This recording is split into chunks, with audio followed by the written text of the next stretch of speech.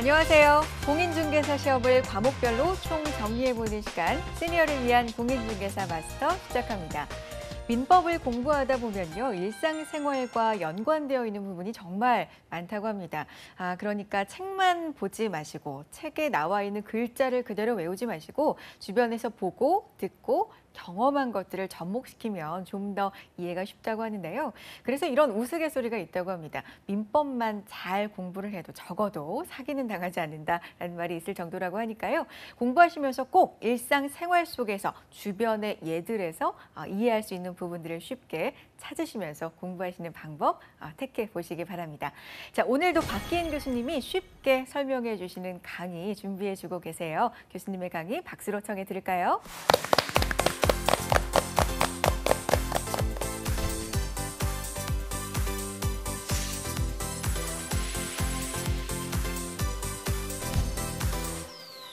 이번 시간부터는 우리 이제 채권법을 보도록 하겠습니다.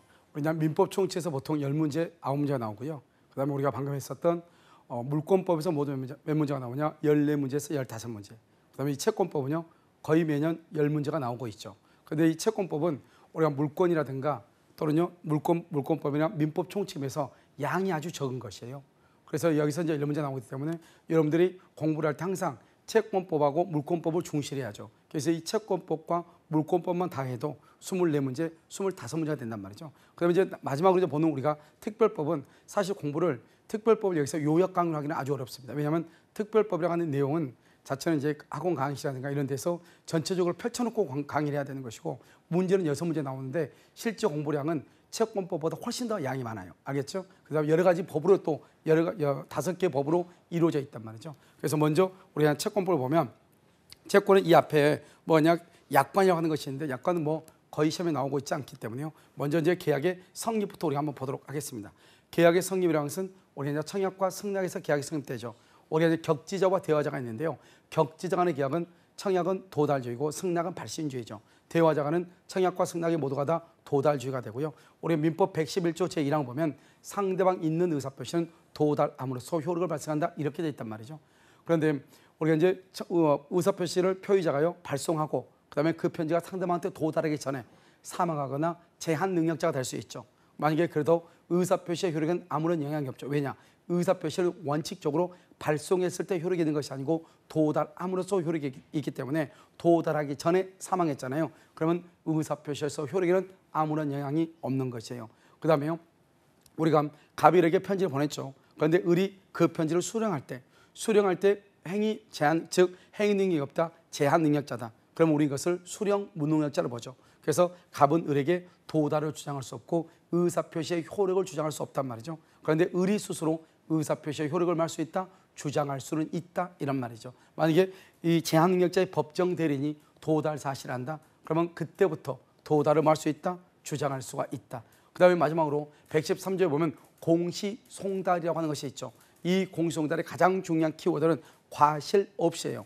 아무런 잘못 없이 상대방의 소재지나 주소지를 알지 못하는 경우 우리는 그것을 공시송달할 수 있고, 국내에서의 공시송달은 2주간이고 국외에서의 공시송달은 2개월인데 이 기간은 단축할 수는 없는 것이죠. 이걸 먼저 이제 기본적으로 가지고 우리가 이제 청약과 승낙에 대해서 한번 보면은, 우리 이제 청약과 승낙에서 계약이 성립하기도 하지만 교차 청약이라는 것이 있죠. 원래는 뭐냐, 승낙은 청약을 받고 하는 게 승낙이죠.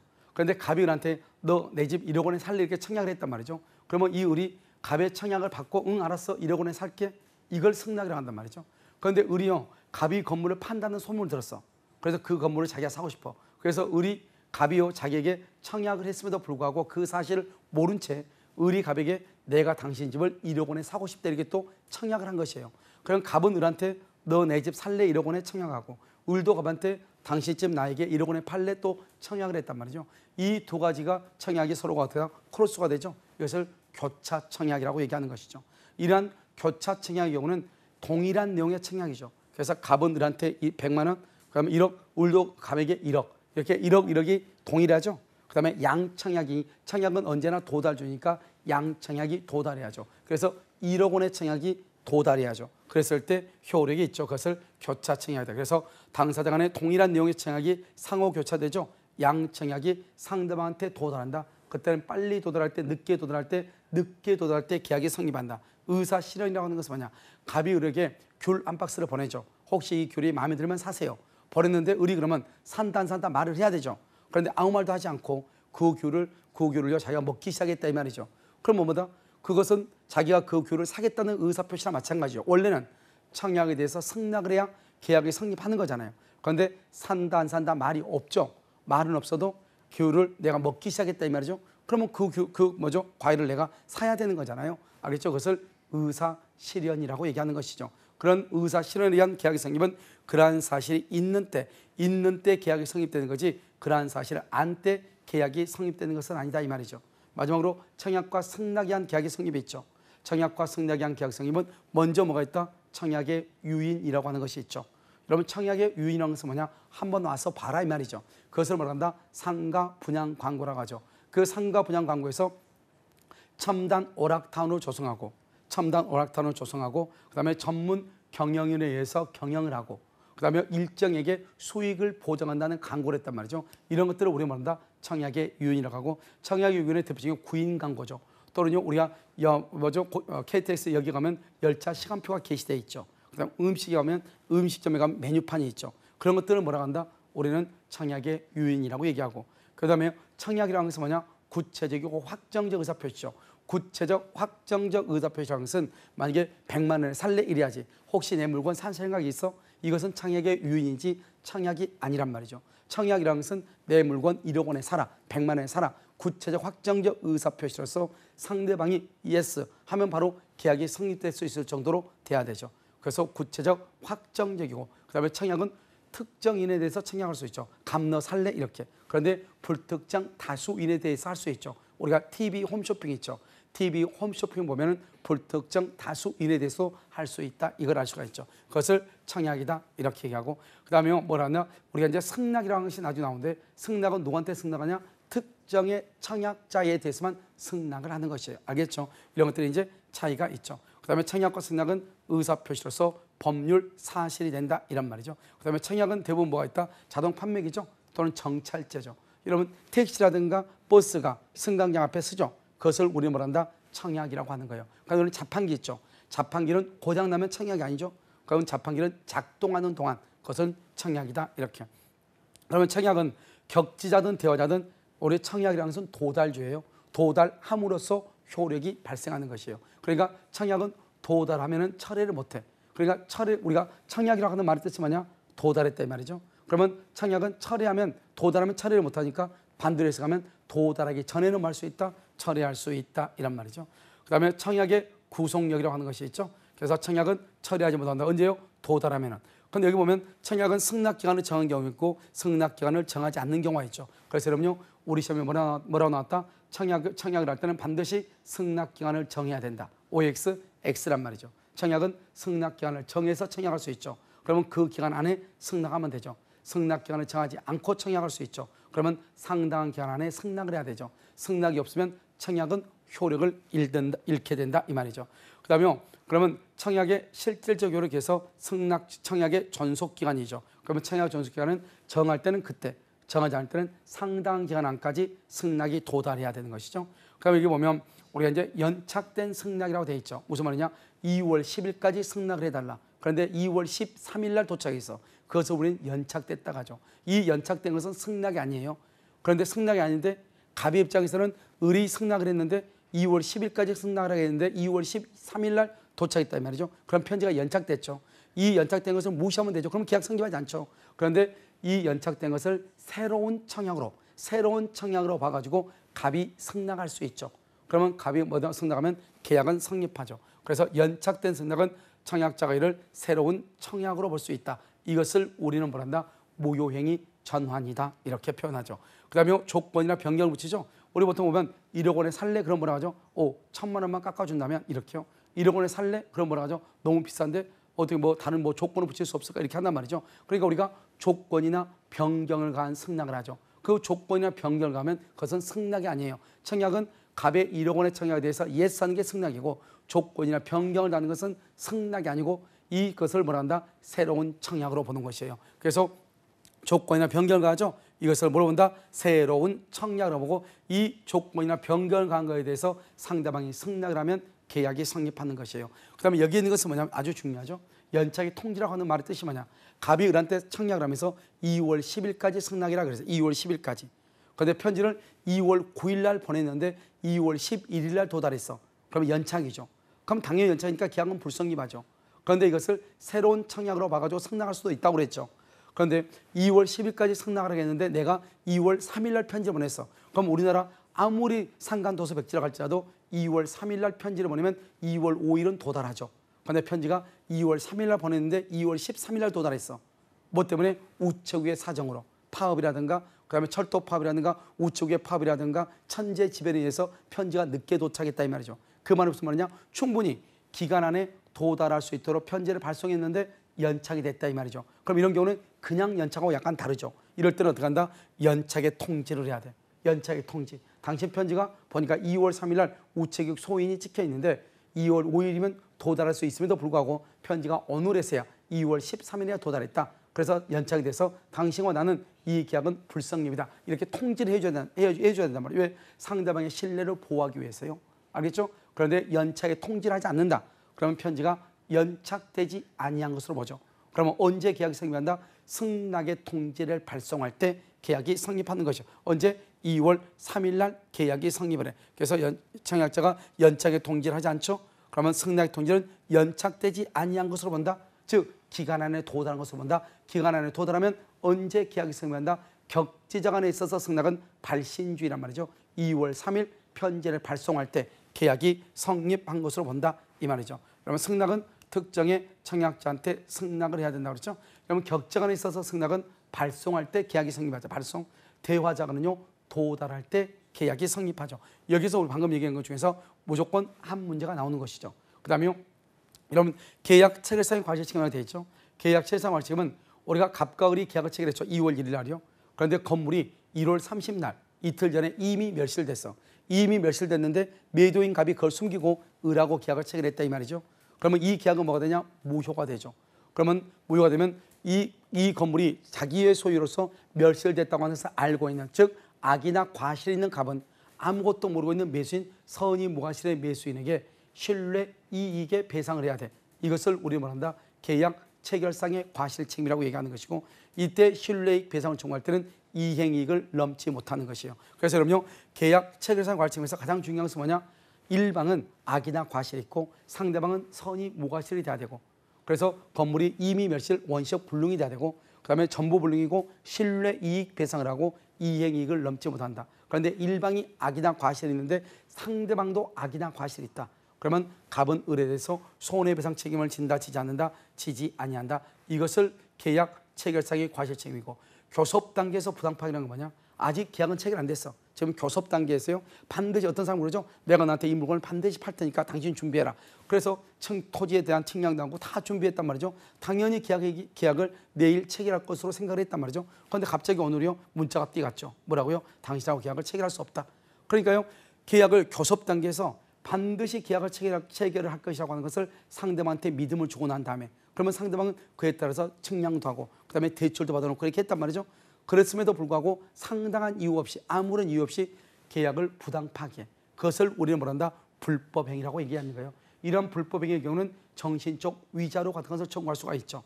이때는 계약을 체결하기 전이죠. 그러니까 원시적이죠. 그래서 신뢰이익배상을 불법행위에 대한 손해배상으로 하는데, 이때의 신뢰라고 하는 것은 신뢰, 그것은 믿었다 이 말이죠.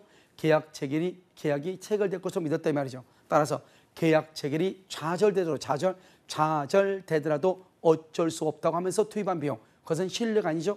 그래서 손해배상을 청구할 수가 있다 없다? 없다. 경쟁 입찰이라는 것이 뭐죠? 아파트 뭐죠? 경매죠. 부동산 경매. 경쟁 입찰에 참가하기 위한 견적서 작성 비용, 이러한 경우도 어떻게 한다? 그것은 청구할 수 있다 없다? 없다. 그런데요, 일방이 자꾸 적극적으로 요구해. 그래서 적극적으로 요구해서 내가 비용을 지출했단 말이죠. 그런데 계약이 파기가 됐단 말이죠. 그러면 내가 스스로 원해서 비용을 지출한 것이 아니고 상대방의 요구에 의해서 지출한 비용들 있죠. 그러한 비용도 청구할 수 있고, 정신적 위자료, 충격이 가는 정신적 위자료도 말 수 있다. 청구할 수 있다. 그런데 교섭 단계에서 부당 파기의 가장 중요한 키워드는 뭐냐? 그것은 상당한 이유 없이다. 상당한 이유 없이 계약 체결을 거부했다. 만약에 상당한 이유가 있다. 예를 들어서 IMF다. IMF 당시에 계약 체결을 거부했다. 그다음에 그것은 뭐가 된다? 유효하게 되죠. 적법하게 되죠. 그런데 상당한 이유 없이 거절했다. 그때 우리는 뭐란다? 불법이다. 이렇게 얘기하죠. 그다음에요. 동시행 항변권이라고 하는 것이 있죠. 여러분 동시행 항변권은 뭐냐? 첫 번째 것은 하나하나 우리가 봐야 되는데요. 동시행 항변권은 안 되는 것이 있죠. 뭐냐? 첫 번째요. 부수역 채무. 부수역 채무는 동시행 관계에 있잖아. 우리가 주된 채무만 동시행 관계에 있다 이 말이죠. 그다음에 또 한 가지는 뭐냐면 항변권을 행사하는 것이 자기 채무 이행을 거절하기 위한 수단에 불과한 경우 항변권을 행사하는 것은 권리 남용에 해당하는 것이다 이런 말이고요. 그다음에 이제 쌍무계약과 편무계약이 있는데 동시행 항변권과 위험 부담이라고 하는 것은 쌍무계약하면 있는 것이고 편무계약에는 원칙적으로 없는 것이죠. 알겠죠? 그래서 사용대차나 증여라고 하는 것은 원칙적으로 동시행 항변권이라든가 위험 부담이라는 것은 없죠. 우리가 이제 동시행 항변권이라는 것은 3단계로 딱 나눠보는 거죠. 하나의 대가 관계에 있는 쌍무계약이다. 그다음에 변제계에 있어야 된다. 그다음에 수령지체 중이다. 이렇게 세 가지요. 먼저 하나의 대가 관계에 있는 쌍무계약이죠. 여러분 지금 하나라고 돼 있지 않아? 그래서 여러분요 별개의 약정은 된다 안 된다? 안 되죠. 그런데 우리가 지금 채권법은 임의 규정이란 말이죠. 당사자 간의 약정에 의해서 동시행 항변권을 말 수 있다. 주장할 수도 있죠. 그래서 하나의 별개의 약정 안 된다. 당사자 간의 특약에 의해서 인정될 수가 있다. 그런데 여러분 근저권이죠. 근저권 설정을 위한 경매가 됐단 말이죠. 그래서 경매에 대해서 경락인이 등기를 받고 채권자인 저당권자가 배당을 받았단 말이죠. 그런데 나중에 경매가 무효라고 하는 것이 밝혀졌어. 그러면 어떻게 돼요? 배당받은 채권자의 배당금 반환 의무와 경락받은 경락인의 등기 말소 의무는 동시행이냐 아니냐? 동시행이 아니다 이 말이죠. 왜냐? 그것은 별개의 권리이다. 그래서 동시 이행 관계에 있지 않다 이렇게. 그다음에는요 채권 양도라든가 상속이죠. 여기서는 동일성이 유지되죠. 그래서 항변권이 인정되지만 그런데요 경계죠. 경계 경우는 항변권이 인정된다 안 된다? 안 된다. 그다음에 동시행 관계에 있는 쌍방 채무 중 어느 한 채무가 이행불능이 돼. 그래서 손해배상 채권으로 바뀐단 말이죠. 그러니까 물건이 손해배상으로 질적 변경을 했죠. 이렇게 질적 변경한 손해배상 채권에 대해서도 항변권을 말 수 있다, 인정할 수 있다 이 말이죠. 그다음에 채권을 담보할 목적으로 우리가 채권을 담보할 목적으로 저당권을 설정을 했단 말이죠. 즉 돈을 빌려주고 저당권을 설정했다 이 말이죠. 그러면 이 나중에 돈을 다 갚으면 저당권 등기를 말소해야 되겠죠. 이 저당권 등기 말소와 채권의 변제는 동시 이행이냐 아니냐 이게 문제죠. 그래서 채권의 변제와 저당권 등기의 말소는 뭐다? 동시 이행이다 아니다? 아니다 말이죠. 왜? 우리가 피담보 채권은 주된 권리고 저당권 등기는 종된 권리죠. 주된 권리와 종된 권리는 동시 이행 관계에 있을 수가 없단 말이죠. 그래서 먼저 채권을 변제하면 저당권은 자동적으로 무효가 되죠. 그래서 나중에 시간이 날 때 저당권 등기를 말소하면 된다 이 말이죠. 그래서 채권의 담보를 목적으로 저당권 설정을 한 경우 그러면 저당권 설정 등기 말소와 채권의 변제는 동시 이행이다 아니다? 아니다 이런 말이죠. 그 다음에 이제 중요한 것은 매매계약이죠. 매매계약에서는 완전한 권리를 유지해야 돼요. 그래서 이전해야 돼. 예를 들어서 갑하고 을하고 매매계약을 체결하죠. 갑은 을한테 등기를 해줄 의무가 있고 을은 갑한테 잔금을 지급할 의무가 있죠. 그래서 소유권 이전 등기 의무와 잔금의 지급은 동시 이행이죠. 그런데 문제는 뭐냐? 매수인이 양도소득세와 부가가치세를 매수인 자신이 부담하기로 약정을 했어. 그럼 어떻게 되냐? 매도인의 소유권 이전 등기 의무와 매수인의 양도소득세 및 부가가치세 교부 의무가 무슨 관계다? 동시 이행이다 이 말이죠. 그런데 갑의 건물에요. 저당권, 권리당권 또는 압류, 가압류, 가처분 등기가 있는 거예요. 그럼 어떡하죠? 이런 것들을 다 없애야 되겠죠. 그래서 갑이 을하고 계약했는데 갑은 아무것도 없는 상태에서 등기를 해줘야 되는데 그 갑의 건물에 저당권, 권리당권, 압류, 가압류, 가처분 등기가 있다 이 말이죠. 그러면 어떻게 하냐? 압류, 가압류, 그다음에 가처분 등기의 말소 플러스 소유권 이전 등기가 잔금하고 동시행이다 말이죠. 동시 이행 관계에 있단 말은 채무 불행이 아니란 말이죠. 그래서 경매를 할 수가 없죠. 그러니까 만약에 갑의 건물에 가압류나 가처분 등기가 있다. 그렇다 해서 무조건 경매나 해제가 될 수는 없는 것이에요. 왜다? 가압류나 가처분 등기가 있으면 가압류나 가처분 등기 말소 플러스 소유권 이전 등기가 잔금하고 무슨 관계다? 동시 이행이다 이란 말이죠. 무슨 말인지 아시겠죠? 이것은 이제 우리는 이제 보는 거 이것은 매매에 가는 것이다. 그래서 모든 것이 다 똑같다 이런 말이죠. 알겠죠? 그래서 보시고 그다음에요 쌍방 채무가 변직에 있죠. 여기 한번 봐봐요. 그러나 상대방 채무가 변직에 있지 아니할 때는 채무의 이행을 말 수 있다. 거절할 수가 있죠. 그러니까 우리가 유치권과 동시행환병권은 반드시 뭐가 있어야 돼? 변제기에 있어야 된다 이 말이죠. 여기 보면 기억이요. 쌍방이 이행기에 동시행관계에 있는 채무를 이행하지 않았다면 그 후 쌍방의 채무는 기한의 정함이 없는 동시행관계에 있게 된다 이렇게 돼 있죠. 자 그럼 봐요. 지금부터요. 우리가 중도금이죠. 중도금 날짜에 중도금을 안 주죠. 그러면 어떡하죠? 중도금에 대한 이자를 내야 돼. 왜 그러냐? 그것은 중도금은 등기하고 동시이행이 아니고 중도금은 선이행을 해야 돼. 그러니까 중도금은 선이행이죠. 동시행이 아니죠. 중도금 날짜 중도금을 안 주면 그것을 채무불행이라고 그래. 다른 말로 이행지체라고 그래. 그러니까 어떻게 한다? 지연 이자를 내야 되죠. 그리고 상대방은 계약을 해지해버릴 수가 있죠. 그런데 잔금은요. 잔금은 등기하고 동시이행이죠. 동시이행이라고 하는 것은 잔금 날짜에 잔금을 지급하지 않아도 채무불행이 되지 않는다. 이행지체가 되지 않는다. 지연 이자를 내지 않아도 된다. 계약을 해지할 수 없다 이 말이죠. 그러니까 여기 보면 중도금은 동시행이 아니다. 따라서 채무불행이다. 계약을 해지할 수 있다. 잔금은 이행기다. 동시행이다. 채무불행 뭐죠? 잔금은 등기하고 동시행이다. 채무불행이 아니다. 계약을 해지할 수 없다. 이게 하나의 세트란 말이죠. 그러니까 선이행 의무자인 중도금 지급 의무자가 중도금을 지급하지 않고 있다가 잔금 날짜가 도래했다. 이행기가 도래했다 이 말이죠. 그러면 그때부터 무슨 관계다? 동시이행이다 이 말이죠. 그때부터 무슨 관계? 동시이행. 그래서 봐. 우리가요. 중도금 날짜에 중도금을 지급하지 않았다. 그리고 잔금 날짜가 됐다 그러면 어떻게 되냐? 중도금 플러스 중도금 지급일 다음 날부터 잔금 날짜까지 이자 플러스 잔금이 등기하고 동시행이죠. 그러니까 중도금에 대한 이자는 언제까지만 내냐? 잔금 지급일까지만 내는 거예요. 왜냐? 잔금 지급일부터는 동시이행이니까 채무불행이 아니고 이 지연 이자를 내지 않아도 된다 이 말이죠. 그러니까 중도금을 이행하지 않고 있다가 잔금 날짜가 되면 잔금 날짜부터는 동시행이다. 잔금 지급을 이후에는 중도금에 대한 이자를 내지 않아도 된다. 그럼 중도금에 대한 이자는 언제까지냐? 잔금 지급일까지다. 알겠죠? 이것을 우리가 말한다 항변권이죠. 그래서 항상 시험에는 뭐라고 나오냐? 이렇게 나와. 선이행 의무자가 이행을 하지 않고 있다가 상대방 채무의 이행기가 도래했다 이런 말이 나와. 선이행 의무자가 이행을 하지 않고 있다가 상대방 채무의 이행기 또는 잔금 지급길이 도래했다. 그러면 그때부터 무슨 관계다? 동시이행 관계다. 또는요 쌍방이 이행기에 이행하지 않고 이행기를 도과했다. 쌍방이 그러면 그때부터 두 개는 무슨 관계다?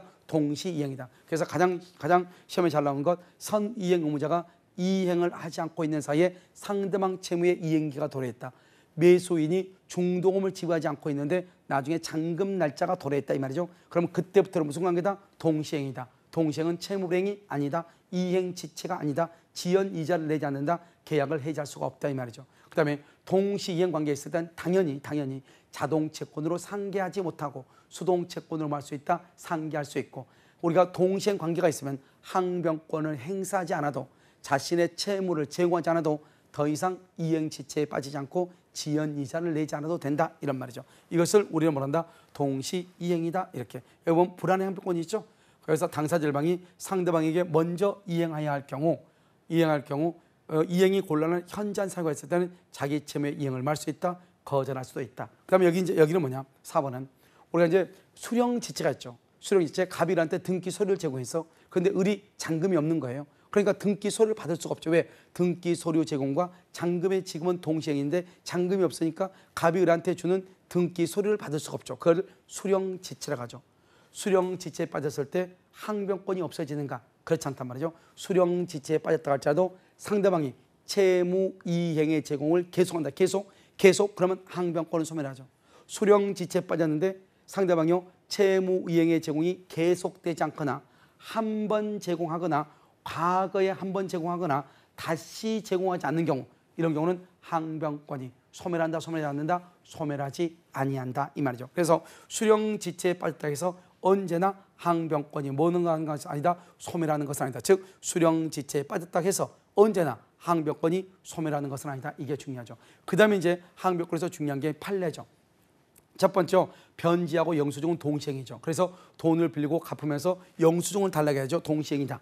알겠죠? 그 다음에 변지와 채권 증서는 동시행이다 아니다? 아니죠. 동시행이 아니다. 그 다음에 임대차죠. 임대차에서 목적물 반환과 그 다음에 보증금의 반환은 무슨 관계다? 동시이행이죠. 그런데 임차권 등기 명령은 동시이행이다 아니다? 아니죠. 자, 그 다음에 여기 원인채무죠. 우리가 원인채무의 변제와 어음의 반환, 어음 반환 그것은 동시행이고 도급 있죠. 도급의 경우는 동시행이지만 위임은 먼저 일을 처리하고 돈을 달라고 했죠. 그래서 위임의 경우는 동시행이다 아니다? 아니단 말이죠. 그다음에 이제 계약이 무효 취소 해제돼야 되죠. 그래서 무효나 취소나 해제로 인한 반환 의무는 무슨 관계다? 동시이행이다 이 말이죠. 알겠죠? 그래서 동시행 경우에는 당연히 항변권이 발생하는 것이고 자동채권으로 상기하지 못하고 수동채권으로 말할 수 있다. 상기할 수 있는 것이고 만약에 항변권을 소송에 의해서 행사, 소송상 항변권을 행사한다. 그래서 항변권을 행사를 했다. 그러면 상환 급보 판결, 상환 이행 판결이라고 하는 것이죠. 항변권을 행사하지 않으면 전부 패소 판결이다. 항변권을 행사하고 있어도 소멸시효는 뭘 한다? 진행한다 이란 말이죠. 알겠죠? 소멸시효는 진행한다. 그 다음에 항변권이나 유치권에 대하여 목적물을 점유하죠. 그러면 그 목적물을 점유한 것은 적법이다 불법이다? 적법한 점유이고 그런데 적법하지만 사용이익이 있으면 그 사용이익은 뭘 해야 된다? 반환을 해야 된다. 이것이 중요한 것이죠. 무슨 말 알겠죠? 여기까지가 이제 여러분요 동시항변권이고 우리가 다음 시간에 이제 위험부담하고 제3자를 위한 계약하고 계약의 해제권까지 우리가 다 정리하도록. 그래서 이것이 채권 총칙하는 거죠. 각각 하나의 테마보다 한 문제씩 나온단 말이죠. 우리가 다음 시간에 계속 강의하도록 그렇게 하겠습니다.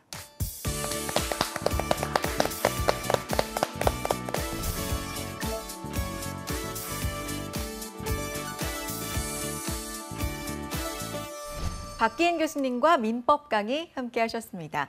앞서서 문 열면서 민법 과목은 경험과 접목을 시키는 게 공부에 정말 많은 도움이 된다 이렇게 짚어드렸습니다. 바로 이 부분이 이 시니어분들이 공인중개사 시험에서 정말 유리한 점, 강점이 아닐까 생각이 듭니다. 비교적 공인중개사와 관련된 경험이 없는 젊은 세대에 비해서 우리 시니어분들은 관련 경험과 또 간접 경험도 많으시니까요. 그런 강점 살리셔서 자신감 가지고 공부하셨으면 좋겠습니다. 자, 오늘 함께한 강의 내용도요. 복습하실 수 있도록 저희가 마련해두고 있어요. 유튜브와 한국직업방송 홈페이지 통해서 다시 보실 수 있습니다. 부족한 부분 복습으로 채워보시길 바랄게요. 다음 이 시간에도 알찬 강의 가지고 인사드리겠습니다. 함께해 주신 여러분 고맙습니다.